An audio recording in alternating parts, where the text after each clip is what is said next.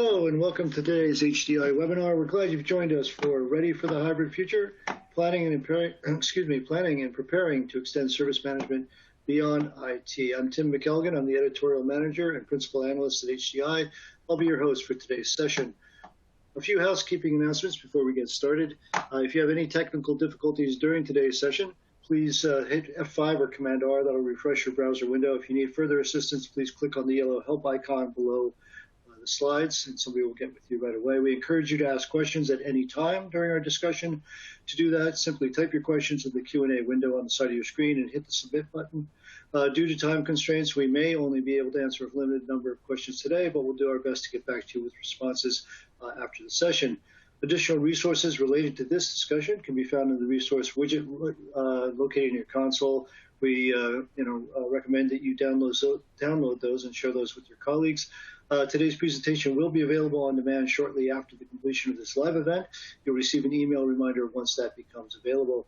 And finally, thank you to Freshworks for sponsoring today's discussion. Today, we're going to have a couple of fantastic panelists, so let's go ahead and meet those. An HDI thought leader, trainer, and speaker, Phyllis Drucker is a certified IDLE 4 managing professional with more than 20 years of service management and delivery experience as a practitioner, trainer, and consultant. Since 1997, Phyllis has served the HDI and ITSMF communities in a variety of capacities, including speaker, writer, local group leader, board member, operations director, and is the chair of ITSMF International. Now an independent consultant, Phyllis continues working to advance the service management profession, sharing her experience and insight with ITSM leaders and practitioners worldwide. In addition to her many presentations, white papers, and articles, Phyllis's new book, Online Service Management, Creating a Successful Service Request Catalog, is now available, and there's a link to that in our widget, in our resources widget, so please check that out. Chad Hafterson is a Senior Director of Product Management for Freshservice, where he develops the vision and product strategy for Freshworks' core ITSM offering. Prior to Freshworks, Chad led product management for Remedyforce at BMC, as well as heading up their platform and integration offerings. Chad has led cloud and on-prem product teams at Mercury HP and Innotis, and has extensive experience in ITSM implementation, consulting, and support, and in managing partnerships and alliances. Welcome, Phyllis and Chad. Okay, let's get started. Let's start off with a quick overview of ESM, Enterprise Service Management. Chad, can you provide a brief example of what Enterprise Service Management looks like for organizations that are either applying ITSM processes and concepts outside of IT? Sure, Tim. We see a lot of this with Freshservice. In fact, we have almost half of our customers leveraging Freshservice outside of IT with other groups with kind of this enterprise service management flavor. At the end of the day, the groups outside of IT need to manage service requests. They need to manage tickets and some workflows, a lot like IT does, although IT has a little bit more complexity to it. But at the end of the day, from an employee perspective, you want to be able to find everything, all the help you need in a single portal. You want to have items organized in a way that's easy to search through a catalog and find what you need. The complexity of the delivery of those services is actually hidden. So it doesn't, from an end user perspective, you just want to get help on whatever you need help on. You don't really care whether it's IT or HR or finance that's helping you. From an agent perspective, there are often processes that span multiple departments, so the ability to share that information and pass that information back and forth as needed is pretty important. So we see that as something that a lot of our customers are doing. And then, at the end of the day, the other big thing is you need to be able to report across all those users and all those departments so you understand what their demands are for the organization and really keep your employees engaged, regardless of whether it's an IT issue or an HR issue or a finance issue. Great. Phyllis, what are you seeing as organizations move towards ESM? Well, I think there's two things, Tim. The first is the tool aspect that Chad did a great job of describing, where they come together in a single portal. And certainly the consolidation of portals into a single enterprise portal is a huge goal because of that employee experience.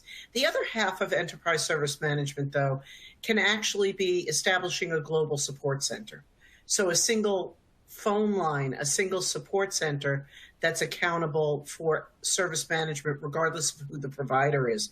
And I've seen both in organizations. I've seen some organizations take those various providers, IT, HR, finance, facilities, or office services. And I've seen them put them in a single support center where they do all the work. And they also have a portal that represents the same support experience. So that's kind of the other side of enterprise service management, where all of the processes are consolidated. They all use concepts like service level management, experience level management to ensure the same kind of experience no matter who the provider is, and they take it that one extra step. Yeah, I think that is critical, consistency of experience across the board. I mean, we hear about it a lot in terms of customer experience, but I think we always need to keep that in mind that, from the employee experience aspect as well, that consistency is truly critical. Phyllis, that seems to indicate, I mean, what you were saying, what Chad said, it indicates that IT is a logical champion for the benefits of extending service management into a larger organization. I will say that IT is critical to ESM, but they're not typically going to own ESM, right? It gets much more broad and much more complex. But I'd like to hear your views on why or why not IT is the certainly logical champion, and who else needs to be involved kind of at the beginning of the effort moving towards ESM. Sure. So I think IT becomes that linchpin more by default than by design.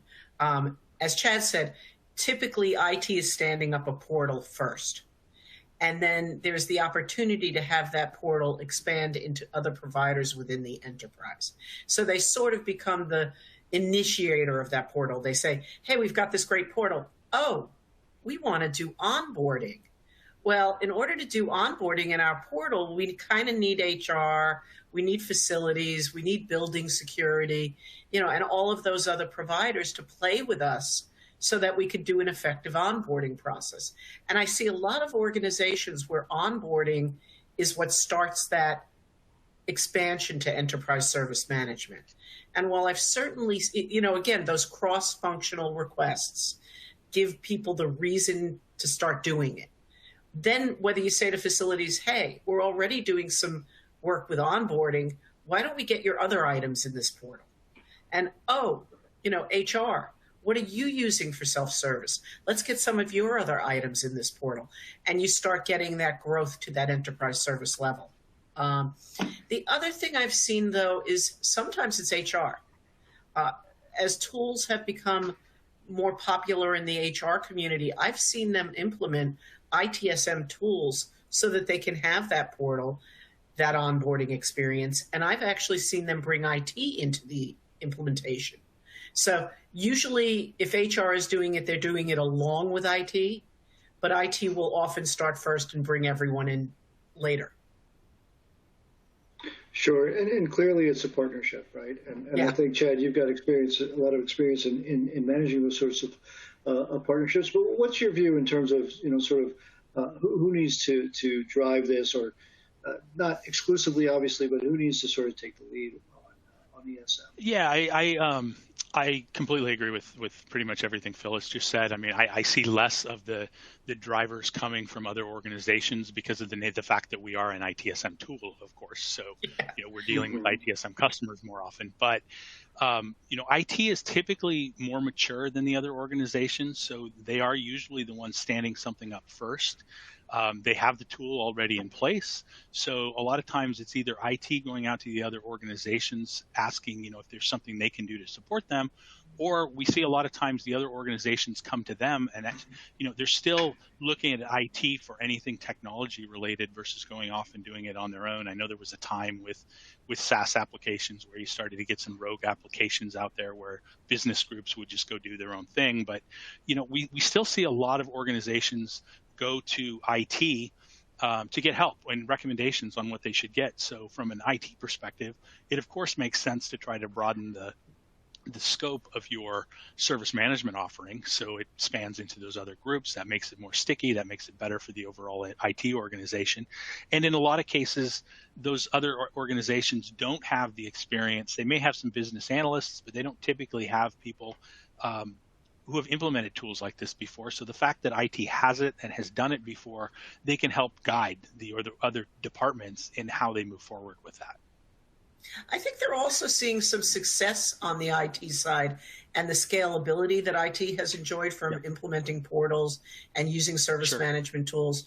And I think what I'm seeing when I go into HR organizations now is a lot of them are trying to get that same scalability that IT has been enjoying. So when they reach out to IT or IT reaches out to them, they're very willing to try to go that enterprise service management route. Yeah, that's a great point. I mean, you see a lot of these other departments using common email boxes, and that's how they process all their tickets. So when they see there's a way to put some workflow behind it, they see there's a way to formalize the process a little bit, keep track of how many you're dealing with, so you can actually justify the resources you need, all those kinds of things, then it becomes a much easier proposition for them. Yeah. I think it's going to be fascinating to watch, because one of the implications, we're going to be talking about this at Service Management World later on in the fall. The demand, or the competition for tech talent now is much broader than IT, which means you guys are going to be competing with HR and with facilities and some of these other folks for some of that top talent. The other thing I would find fascinating, I know we've talked a lot about sort of shadow IT, which you had brought up, Chad, in terms of how that starts to appear. And a lot of companies recognize there's a problem with that in terms of consistency, in terms of we don't even know what the licenses are, et cetera. And in a lot of cases, I think they believe that they've eradicated it. But I suspect that there are some pockets of shadow IT that nobody has really looked at. They're still paying for cloud services that nobody's really signed off on. And, that's going to be fun to watch, or for me as a practitioner, it's going to be fun to watch over the next few years as that plays out. So, Chad, back with you. Can you help our audience think about what are some of the specifics they should be prepared to explain, right? Is there helping other departments understand both core ITSM or SM service concepts and the benefits that those practices and frameworks can bring? And what are the keys to sort of making that a successful pitch as IT goes out and tries to help the rest of the organization understand the benefits? Yeah, so I think there's really two pieces to it. One, it's the what does the tool actually do? How does it help you? And what are the benefits of that? So, you can talk about how you capture tickets. You can talk about how you standardize the process, how you build some workflow to automate routing, automate things in the process, and potentially make some of the tasks automated versus something manual that somebody has to go out and do. So even for HR, you can start to do some orchestration where you go out and update forms or update docs or update applications and things like that. There's the reporting aspect of it where, as I was saying before, you want to be able to justify the resources that you have or the ones that you think you need to support your employee base. So being able to report on what you're doing is much easier with a system like an ITSM system versus the other ways of doing it, like Excel or email-based boxes and things like that. But the big thing is you also have to think about it in terms of why it's good for the customer. So why the employees would benefit from this, because at the end of the day, your HR, your finance, your facilities teams are trying to improve the productivity and the satisfaction of their customers. So while you want to sell them on the benefits on the agent side and the department side of why it's good for them, you also want to sell them on why it's important or why it's beneficial to the customer. So it's going to give them a single place to go to help. I don't have to remember 10 different portals that I have to go to for 10 different systems for my facilities asks or my IT asks or my finance asks or my HR asks or whatever. The thing they got to remember is, as a regular normal employee, I'm only going to ask a few of these questions a year, maybe. So I'm not going to remember any training you give me about where to go for different types of questions. And if I can't figure it out easy, if there's not one place to go, a one-stop shop to get all of this stuff, I'm probably just going to pick up the phone, or I'm going to start dialing people that I know that are in those departments that can help me. And then you've kind of broken the process and you lose all that reporting and things that I talked about before. Mm-hmm. Yeah, and I think helping folks understand, sort of in the idle version of things, helping people understand what is the value, where is value delivered, how are we going to help you do that? So you're talking to them in sort of in the terms that they're thinking.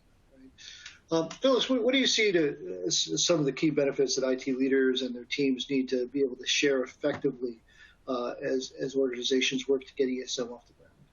I'm going to fall down into the same place as Chad in terms of the employee experience, but I'm going to add automation to that. So if you combine the concepts of employee experience and automation, I've still got one portal to go to, which that in and of itself is probably the biggest seller for doing an enterprise implementation.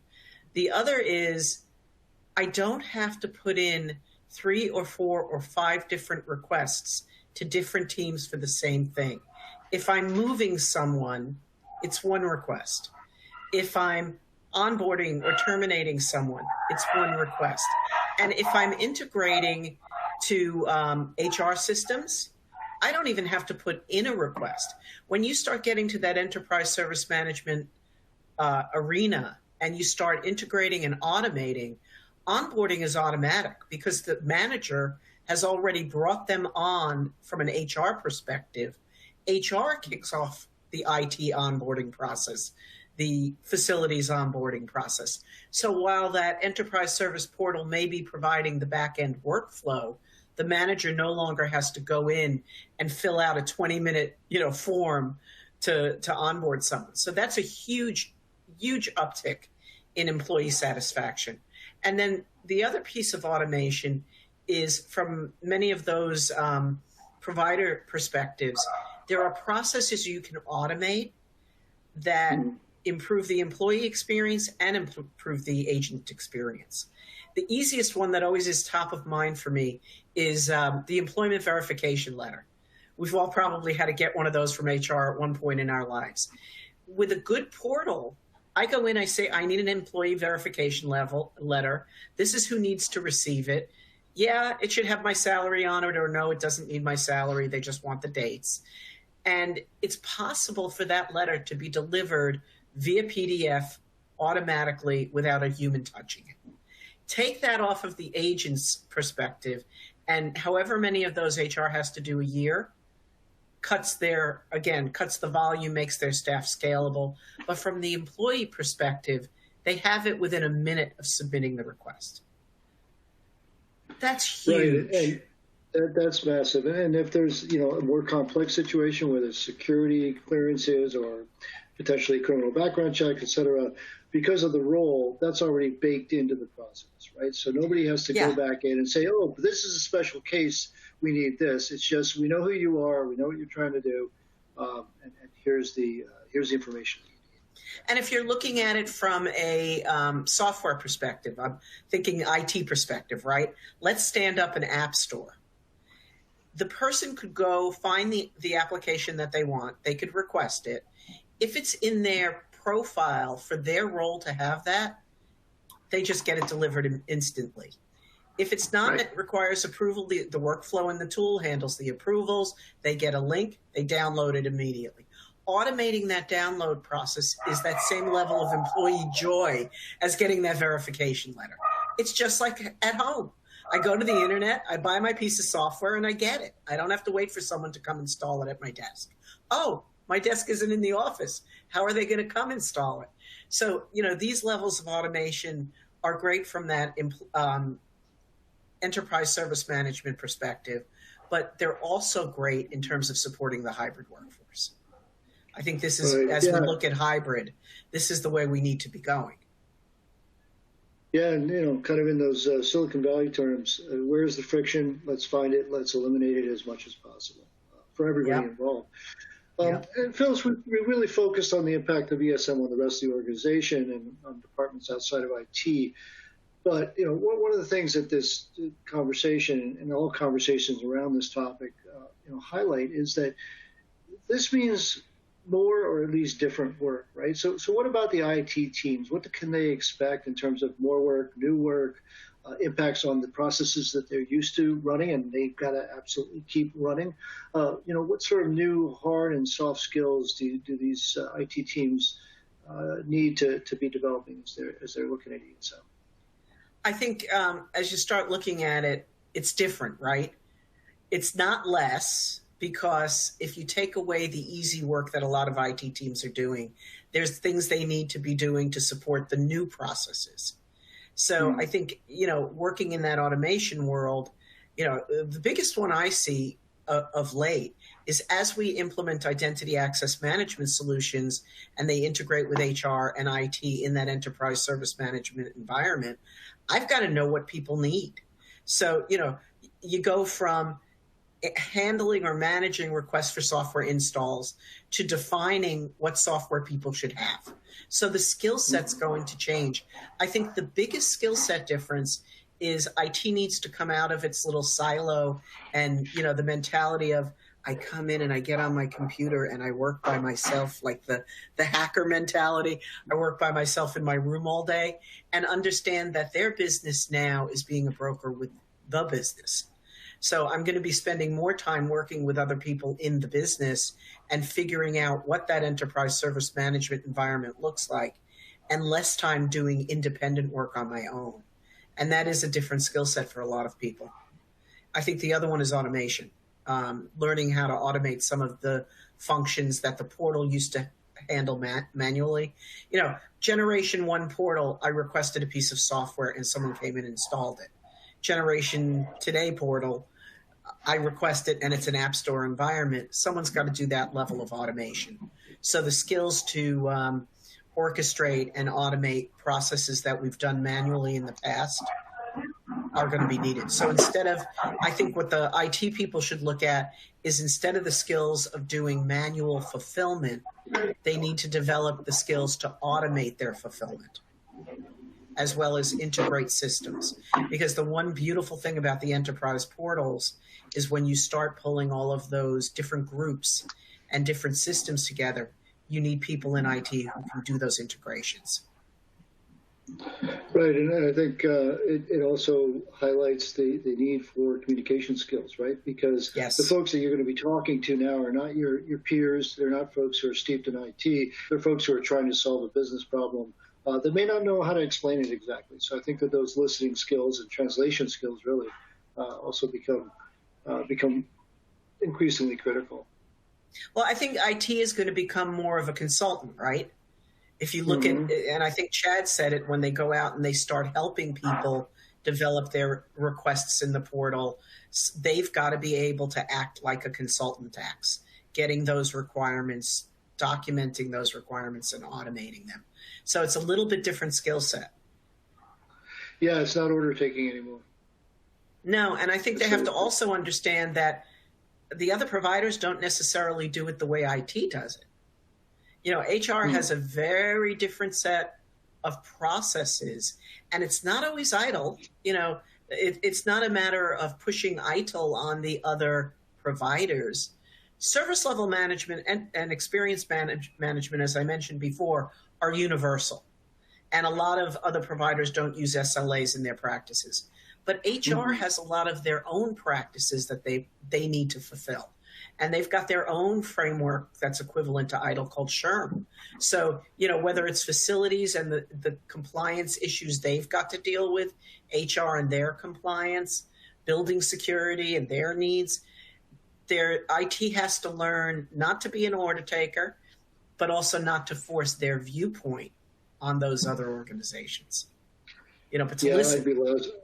I'd be lousy at that. Chad, what have you seen in terms of the sort of the new challenges that IT teams are dealing with as organizations move towards or continue down the road of ESM? So I'm not just going to talk about challenges here, but one of the first things they notice, I talked about it a little bit earlier, is while with our tools like ours, we try to build them in a way that business analysts can go in and do all the configurations they need. If they want to build a service catalog out, they can build a service catalog out. That said, IT is often a little bit better at it, and their job in the first place is to help the rest of the business deliver business value, right? So a lot of times there is going to be some additional work with ESM for the IT organization where they're helping these teams at least define what their processes and their services are going to look like, and in many times helping them implement them as well. So there's a little bit of extra work there, but I look at that as part of what IT is doing anyway with those groups implementing, because if they weren't implementing your ITSM solution, they'd be implementing something else to solve these problems. Mm-hmm. The benefit, though, that they get out of this is the more business units, the more department enterprise service management approach, the same ITSM tools, the more likely it is that you are going to get your employees more used to using a single portal, using single service catalog to get help. So I know pretty much every customer I talk to has some kind of initiative in place to transition as many of the calls they get or the emails they get into the self-service portal, because it's more efficient to manage those. The more content, the more problems you can solve out on that portal across the organization, the more likely it is that customers are going to go there first instead of coming, through other channels like email or phone calls. So while, there's a little extra work maybe that IT has to do, they should be thinking about it in terms of, this is something I have to do for that department anyway, and there's a benefit for me if we do this, if we do help them get into an ESM model where we're all sharing and we're all encouraging our employees to go to the same place to get help. Right, and it also gives them an opportunity to help guide how those things are built and run. Exactly. Based on their understanding. Yeah, and the more people, I said this before too, the more people using the ESM solution or the ITSM solution, the more likely it is to stay within the organization, continue getting justified into budgets, being able to expand, all those kinds of things. So there's a benefit there as well too. Yeah, that's a really important point. Yeah, I was going to say sometimes as well, some of those other organizations have deeper pockets. So IT may have wanted to automate and consolidate an onboarding process and an automated role-based provisioning process, for the last 5 years, but they don't have the political clout in the organization to get the funding to do it. Often HR does have that kind of clout and they can get the funding. So when you have these other providers, those deeper pockets that might exist outside of IT get to be able to help everyone go a little bit further in what they want to do, stretch that budget. Yeah, I think that brings up a really important point that I've been focusing on a lot lately, is that we're all storytellers now. Right? We have to find the right story to tell, using the right terms, the right concepts that are going to resonate, initially with each other as partners, and then secondarily with the money folks, because everybody's trying to get a piece of that budget. And if you can work together, IT and HR, IT and facilities, to really talk about the values that you're going to be enabling, that rings a bell and helps everybody, move forward and get the resources that they're going to need. So I think that's a fun part of the job too. For me, is just how do I help you be a better communicator? Hopefully that's part of what HCI and all of us are doing for the community. So that's great stuff. Let's see. I've lost track of where I am in my questions because I start talking and I forget that I'm actually supposed to be asking questions and talking myself. Well, Chad, go ahead. Sorry. No, I was just going to stall while you found your question. It's okay. No, I found my way back to it. Thank you. So Chad, we talked about some of the changes, both challenges and benefits that can come to the IT teams, but obviously IT leadership is going to be in charge of making sure that their teams are understanding the concepts, understanding what ESM means for them, for the other departments, and make sure they're ready to deal with all of that. How do you advise leadership to talk to their teams about what ESM can mean and get them to embrace that instead of maybe reacting and resenting, but really be engaged in and committed to the process? Yeah, so I mean, it kind of goes along with the last comments as well. This is something you're going to kind of have to do anyway. And if it's a different tool, then you've got something else, some other completely different project you have to support. The other big piece is IT often gets these questions anyway, or they're part of a process from the HR group, or they're part of a process from the facilities group, or whatever.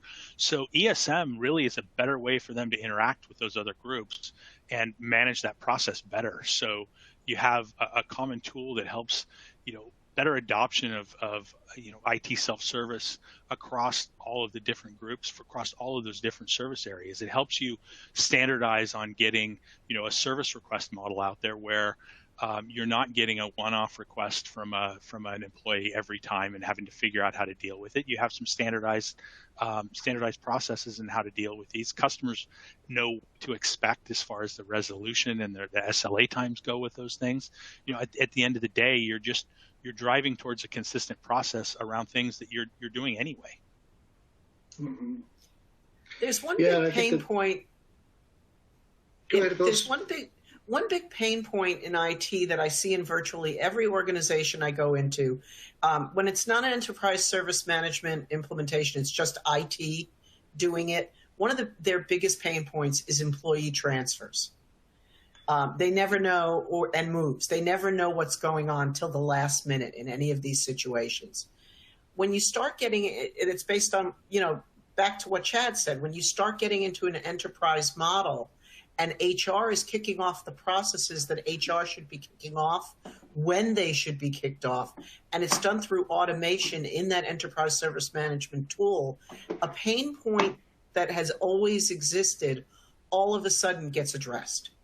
So one of the things that I like to do, when I'm going into that enterprise level as part of the organizational change management with IT, is to ask them what their pain points are in some of those enterprise-wide processes, those processes that have several departments engaged. Ask them about the pain points and use the fact that the tool and the workflow can eliminate those pain points to lay the groundwork for, you're going to be doing things differently. Some of the change might be painful. You may feel like your job's in jeopardy. It's not really. But at the other side of this is things you struggle with are going to be handled. You're not going to get that call from the manager at 5 to 5 saying, I just let this person go, terminate them. Termination is going to happen automatically. You might get a ticket to go pick up their equipment, but you're not going to get that panic-stricken last-minute phone call. And I think that goes a long way with changing some of IT's attitudes, if they're going to lose pain while they also have to adjust. Yeah. Yeah, and automation plays a big point in that too. It's You're not trying to automate jobs away. You're trying to automate the redundant tasks away so that people have a more fulfilling job. They're focused on things that are interesting and more difficult versus, mundane tasks that are repetitive and they're doing the same thing over and over again every day. Well, and there's so much IT isn't doing today. I mean, I have a laundry list of things that I write about for HDI and that I speak about at the HDI events, about all of the things IT has never had the time to do, but are becoming more and more important, as we go on in the environment. And the fact that we can't automate away your job because you have this whole list of other things you should be doing.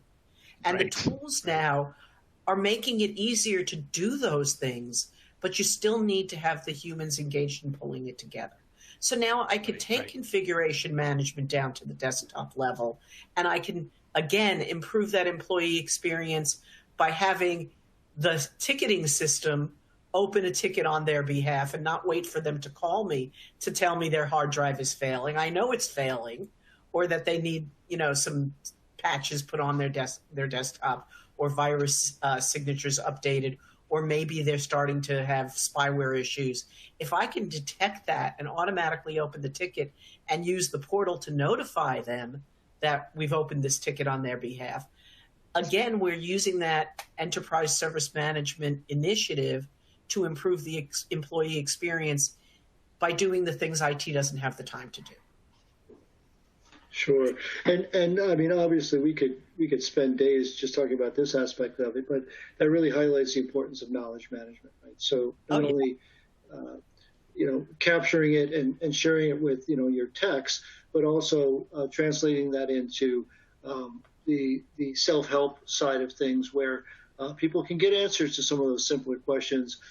So again, your techs are focused on where they can really add value and not just sort of saying, check out page 23 of the list of Q&As that you got handy. It really gives a lot of value there for both sides, for IT and for the rest of the enterprise as they're moving forward. into a real service management mindset. It's going to be really interesting, and I think that is a message that vendors like Freshworks and consultants and thought leaders like yourselves and just kind of information sharers like HDI need to really emphasize. This is blended intelligence. This is something that makes you stronger and better at your job. Don't fear these robots. They're going to be coworkers, not overlords, right? Well, we'll see about that, but yeah. I'm trying to be optimistic about all of that stuff. Phil, so when it's time, for an organization to launch ESM, or perhaps in your experience, you're brought in to help them, get back on track. What are 2 or 3 of the most critical things that IT leaders need to explore and understand about the wider organization, outside of their IT kind of framework? What is important for leadership to understand about the larger organization? Well, I mean, obviously, and I think they already know this, they need to understand what the business is about. What is their priority? What are their initiatives? What are they trying to achieve as a business? And as they go out to those other providers, what's the day-to-day work that helps them from being effective at achieving the vision? So like if you look at HR, they want to create an incredible employee experience. They want to be focused on career growth and making having the employee make the most of their experience in the organization. But they also have to deliver benefits. They need to deliver other HR services, like we were talking about, the employee verification letter. They need to make sure they're getting paid. They need to make sure that, any questions about vacation and time off are being handled. So how much of that gets in the way of you being able to do your visionary work, your strategic work of pushing that employee's experience within the organization? And if you start with that conversation, what are the things you do the most of for people that get in the way of the fun stuff? And, one of my best experiences was when I was at a client, and it was an HR client, and we were talking through all the things the system was going to do for them and the fulfillment that we were going to be able to do for them, through automation. And the HR benefits person looks at me and says, "So you mean I get to have more time to do the quality work with people?" I said, "Yeah." And that alone, the fact that they will have time to engage with people on the quality work and not the drudge work, was the hugest seller to that organization. And it's big for HR. There's reimbursements and one-time payments that they have to process. There's vacation pay that got missed that they have to process. There's discrepancies, and HR and payroll is what I'm, kind of lumping together here. There's payroll changes they need to make. There's all that day-to-day stuff. I got married and I need my benefits extended. All of that day-to-day stuff that the portal can take off of their hands now becomes something that they lose having to do, 60% of their day with, and now they can spend maybe 80% of their day doing the quality work, the work they enjoy doing. And if you look at every department, there's something like that. The office services or facilities, it's not about refilling the coffee, the coffee supplies because it ran out. It's not about, delivering something to a particular location that ran out, or changing a light bulb. They want to be doing design services to improve the work environment. They don't want to be dealing with, the emergency phone call for the light bulb that blew out. So this way they can separate those activities and do the more strategic work and batch the light bulbs. So it makes people more effective in their day-to-day work, so they have more time for the strategic things. So those are the conversations I think IT needs to have with those departments. What are the things you do all day? What are your biggest pain points? What could we automate for you that, if we automated that, could let you spend more time on the value work? And I think if you have those conversations with people, it doesn't become about, oh, no, you want to change the way I do things. Because now you're changing the way they do things, but in a positive way. Right. And certainly not all of this change is being driven by IT, but IT has to help people understand what is it going to mean for you as you move forward on this stuff. And I think one of the areas that's going to get very interesting is how do we help these other departments figure out what they need to train their people for. And that's something that, again, a lot of these platforms and tools can help you to understand, help you to see a picture, perhaps, that's a little hard to see without having these processes, systems, procedures, and frameworks in place. Chad, what do you advise? How do you tell IT leadership, okay, you're starting down this path. Here are some things that you really need to go out and figure out so that when you bring your solution forward to these new partners, you're doing the best job you can of explaining it to them. Yeah, I think Phyllis nailed it. It would be really easy to go out and just show what you've done with your ITSM solution and say, hey, here's what it is, here's what it can do, all that great stuff. But what you need to do, and this is what any good salesperson should do, and that's really what you're doing at this point, is you need to understand what the pain points are in HR, where they could benefit from process automation and things like that, what the pain points are in facilities, what the pain points are in finance, and really drive towards that and realize that what you need to do for those other groups in ESM is slightly different than what you're doing for IT, or it may not end up being very different, but the end goal and the metrics and the attributes that the other teams want to be able to measure, those are going to be slightly different. So you need to figure out up front what those are going to be and drive towards those versus driving towards just, here's what we have. Do you think this will work for you? One big difference. I've always seen IT be very, when they first stand up a portal, they're very much just get the tickets into my queue and let me, let the people have a different place other than phone and email to submit those tickets. When you go into HR, they're all about, I want to automate this. I want to automate that. If somebody's processing a one-time payment, I want it to go automatically to the payroll system when it's approved. If they need an employment verification, I want the employee to get it automatically. If they're looking for a visa letter, I want them to get it automatically. So they're very much about the automation when they're first going into one of these platforms, whereas IT is just looking for a better, faster way to get their tickets. So it's very different, those priorities, Chad. Yeah, good news is we're seeing more and more companies embrace service catalogs and really starting to do more of that automation. But it usually isn't the first thing they do. So you're right. And that plays right back into what we've both said is it's understanding what the other team needs rather than just projecting on them what you've already done. Yep. Yeah, and I think it comes back to the concept of value mapping, right? You have to understand where is the value that these partners that you're going to be working with need to accomplish for their departments and for the larger organization and ultimately for your end customers, right? So understanding that picture in terms of where can IT have the biggest impact is really critical, because if you don't have that, a tool is a tool, right? From one of our advisory board members likes to use the quote, a fool with a tool is still a fool, right? So how do you stop being foolish? You've got to have that picture of what it is, as you said earlier, Chad. What is the mission? What is it that we're really trying to accomplish? How do we have impact at the right place at the right time? The tools are critical, but it's how they're used that really brings the value across the organization. Let's see, where are we? We're about 45 minutes in, so we're getting close to the end.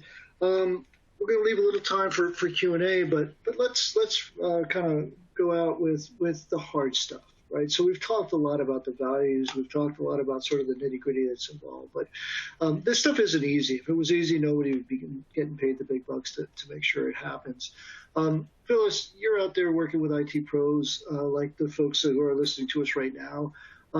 What are some of the big challenges that IT leadership and IT practitioners at all levels can expect as they work to help organizations unlock the value of enterprise service management?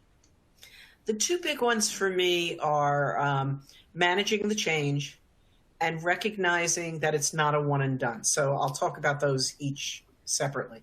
So managing the change.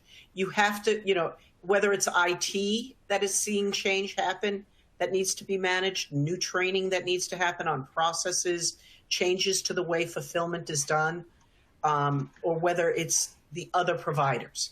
So whoever is seeing their work process change, those people need to be brought in. They need to be brought on board emotionally. They need to be trained and prepared. They need to know how they're going to work together. And I know I keep coming back to onboarding, but it's just such a great example. IT already has established onboarding fulfillment processes. So does HR. So does facilities. When I bring this into an enterprise onboarding process, some of those linkages and how we fulfill those things will change slightly. So you can't just say, okay, we're going to implement this enterprise onboarding process and throw it out there. Every one of those fulfillment teams needs to be brought on board and be part of the solution, what it looks like, as well as being trained in how to use it once they've helped design it. So organizational change management is where many organizations fail. They leave that piece out of their implementation, and that's where it fails. The flip side of that is the adoption side with the employees. So just like you have to prepare your fulfillers, you have to prepare the employees to understand what's happening with the portal, whether it's a new portal or major changes to the way the portal operates. Get them ready, get them excited. You don't build a portal and employees show up. You really have to market it to your employees. So that's one big chunk. And I put that one first because that's really, in the organizations where I go into, that's usually a weak point for them.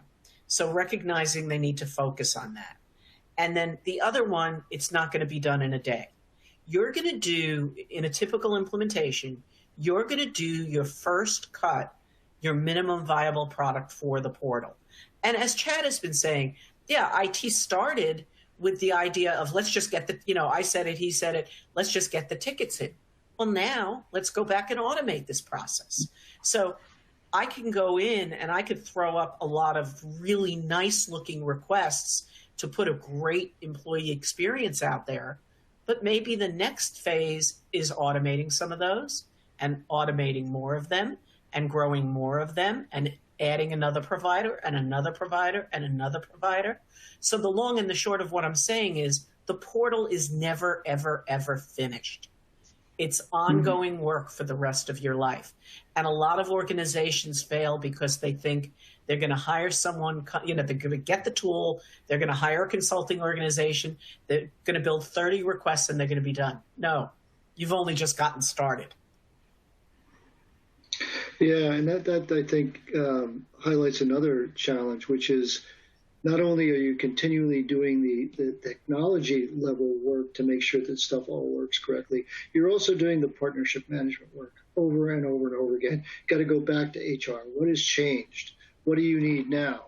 Okay, we just opened a new facility. We moved, everybody's working from home now. We've downsized our central. What does that mean? And how has that changed ways that we're looking at what we're automating, why we're automating it, and how quickly, all this stuff needs to happen. Oh my God, we need a governance board. Oh no. Oh my God.